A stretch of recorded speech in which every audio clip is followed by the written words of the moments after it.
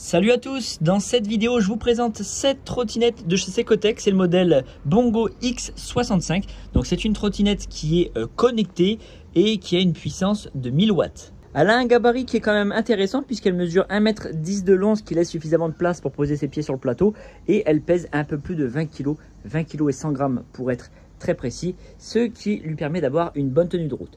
Bon, par contre, sur ce modèle, contrairement aux autres modèles Secotec que j'ai déjà essayé, on n'a pas de suspension ni avant ni arrière. Donc au niveau du confort de route, c'est un petit peu moins bien que sur les autres modèles. Par contre, on a d'autres avantages qu'on verra après. Les deux pneus avant et arrière sont des pneus tubeless de 10 pouces, c'est-à-dire sans chambre à air et donc avec une résistance accrue à la crevaison. On retrouve les garde-boue de chaque côté ainsi que des réflecteurs lumineux pour être vus lorsqu'il fait sombre.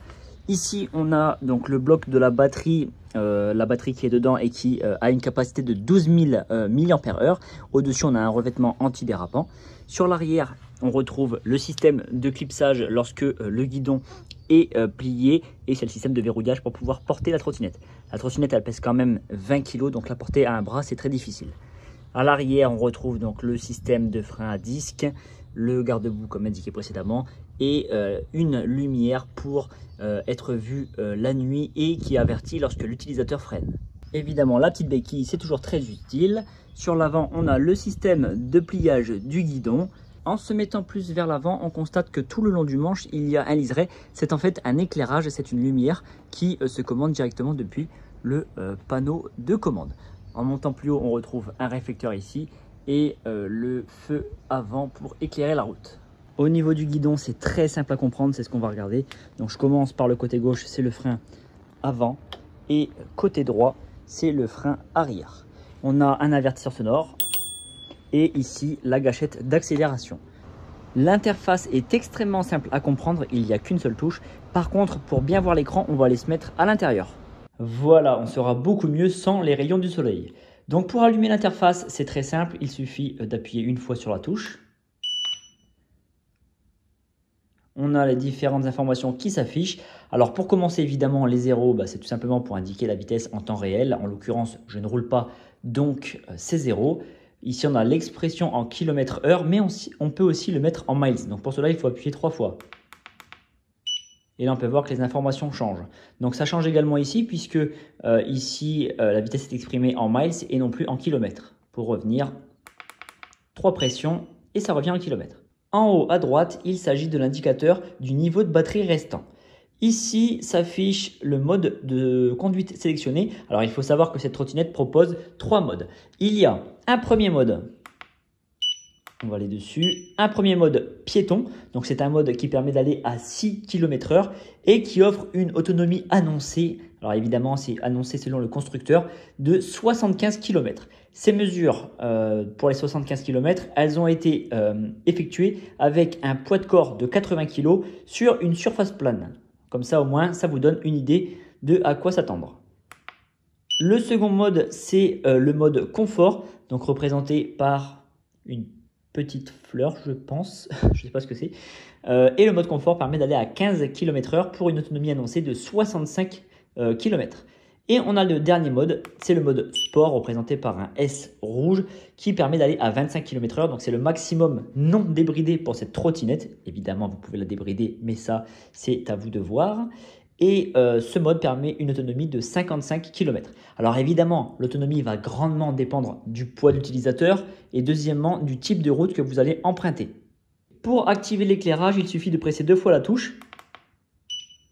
Et on peut voir par le logo représenté ici que les lumières se sont allumées. Donc si je me mets sur l'avant, on voit le feu avant actif ainsi que le liseré bleu qui est quand même très très visible. Donc ça, pour la visibilité en pleine nuit, c'est vraiment parfait. Quand on freine, que ce soit à gauche ou à droite, l'éclairage du feu devient permanent et il y a un petit affichage qui apparaît sur l'écran représenté par un point d'exclamation rouge pour dire « Attention, danger, je freine ». Là, je lâche, je freine, je lâche, je freine. En début de vidéo, je vous disais que cette trottinette était connectée. Donc pour l'occasion, j'ai téléchargé l'application correspondante sur mon iPhone. Et je dois avouer qu'elle est plutôt bien faite, simple à comprendre. Et ça, c'est essentiel. Donc on peut voir en haut l'image de la trottinette qui est connectée. En l'occurrence, ce modèle, le X65. On peut en connecter plusieurs de chez Secotec. C'est pour ça que le logo a son importance. Ici, on a l'indication de la batterie restante, donc en l'occurrence 70%. Ici, il y a 3 modes. Chaque mode est expliqué. Le premier indique qu'après 10 secondes de pression sur l'accélérateur, le scooter émet un bip.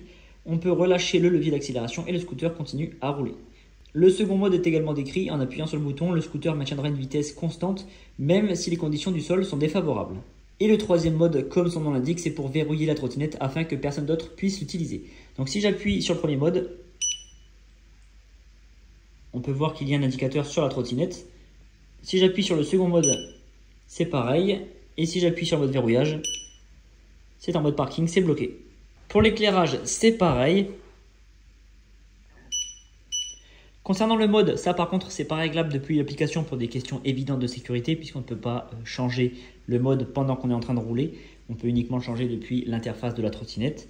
En dessous, on a différentes informations concernant la vie de la trottinette. Donc, par exemple, le nombre total de kilomètres effectués depuis la mise en circulation de la trottinette, l'état des pneumatiques en fonction de l'âge et du nombre de kilomètres qui ont été effectués depuis la mise en service, la température de la batterie et différentes informations plus ou moins utiles. On peut également effectuer des réglages secondaires.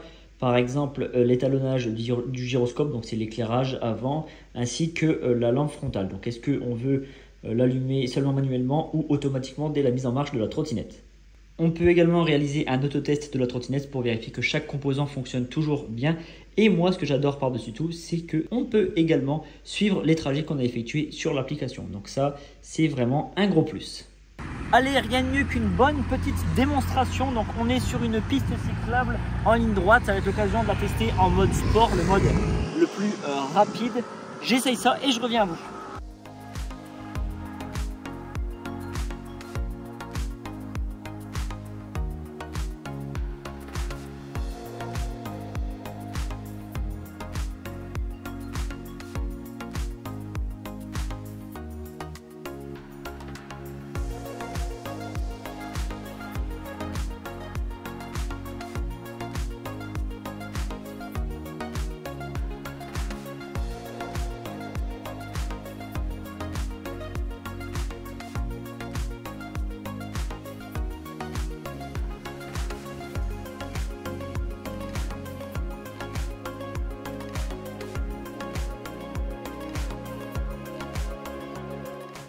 Alors, mon avis à chaud après avoir testé cette trottinette.